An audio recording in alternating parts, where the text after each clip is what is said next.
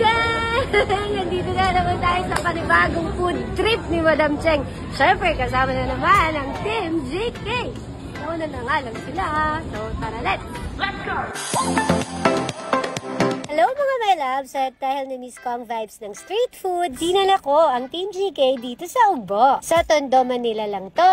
The best ang mga inoki style food nila dito. Gustuhan ko rin itong potato twirl nila. Lahat ng Korean food andito din. Di mo na kailangan pumunta pa ng Korea. Try natin mga my loves, yung smoking ball. Tagal ko nang pumupunta dito, ngayon ko lang talaga tinry ito. Makikita nyo mismo kung paano nila pine-prepare yung order nyo. Sigurado kayo na malinis yung pagkain na kakainin nyo. Tignan ko na to.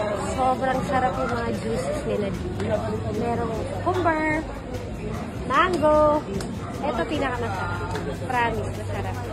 Siyempre, meron din sila dito mga Korean foodie. Ito mga may labang favorite ko yung mga enoki nila. Tapos, yung mga ganyan sila. Yes, tinatakpan nila para hindi masyado ayan. Mga may labs, na-impress ako dito sa tanggulo nila. Kahit nasa labas ang lutoan nila, makikita mo naman kung gaano kalinis. Paghahandang ginagawa nila. At dahil nga sobrang natakam ako, hindi na tayo naghintay pa at tinikman na natin. May bago rin silang pakulo dito, yung pop-in candy. Yan nga, pati si boss na inggit at tinry na rin niya. Dahil paborito ko talaga tong enoki nila dito, tinry na nating umorder ng Hungarian. Sa pagdaluto, tapos pag take out no?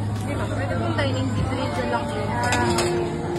Medyo matagal lang yung paghihintay ko dito na maluto. Kasi sinisigurado nila na pantayan luto hanggang loob. Pwede kang pumili ng sauce kung spicy or hindi.